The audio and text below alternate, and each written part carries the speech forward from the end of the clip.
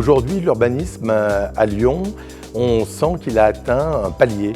C'est-à-dire qu'il devient difficile de construire à Lyon. Il y a eu l'élaboration du PLUH, il y a aujourd'hui des contraintes réglementaires extrêmement fortes, il y a des prix du foncier qui s'envolent et c'est de plus en plus difficile pour des investisseurs, mais aussi pour des constructeurs, pour ceux dont l'acte de bâtir est le métier, de sortir des opérations à Lyon.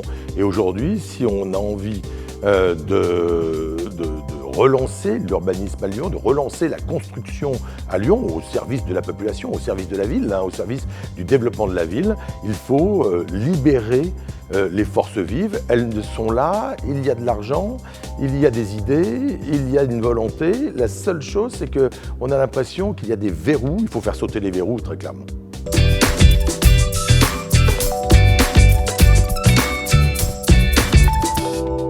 Je crois beaucoup à la co-construction, c'est-à-dire que ce ne sont pas à ceux qui bâtissent de définir la politique, c'est aux politiques.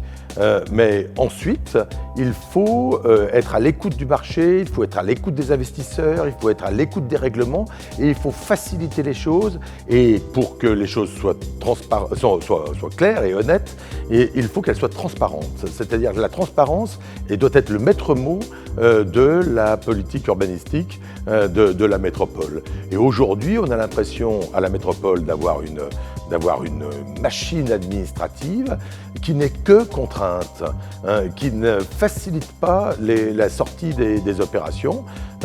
Et au total, c'est la ville qui en souffre.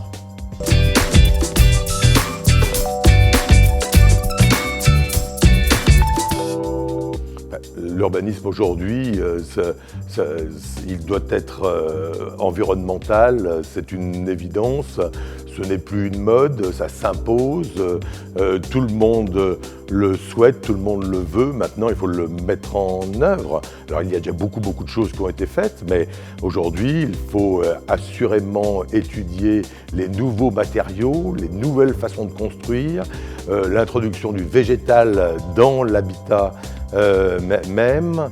Il y a beaucoup de process qui sont à pousser, à aider, à promouvoir, peut-être à obliger aussi, pour qu'il y ait un véritable urbanisme durable et que ça ne soit pas qu'un mot.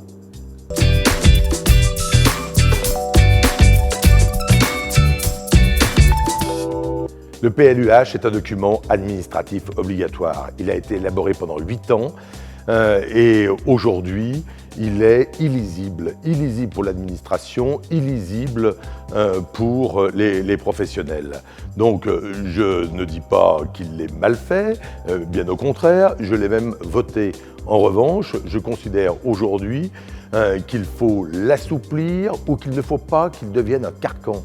C'est-à-dire que lorsque l'on a envie de faire une opération, on regarde la philosophie du PLUH et puis on peut le modifier à la marge, en toute transparence là aussi, pour sortir l'opération. On est en train de refuser des investissements à Lyon, on est en train de refuser des techniques ou des idées extrêmement innovantes, tout ça parce que le PLUH est extrêmement contraignant. Mais soyons ouverts, respectons la philosophie du PLUH, arrêtons de regarder les choses zone par zone et n'hésitons pas à modifier le PLUH chaque fois que c'est nécessaire.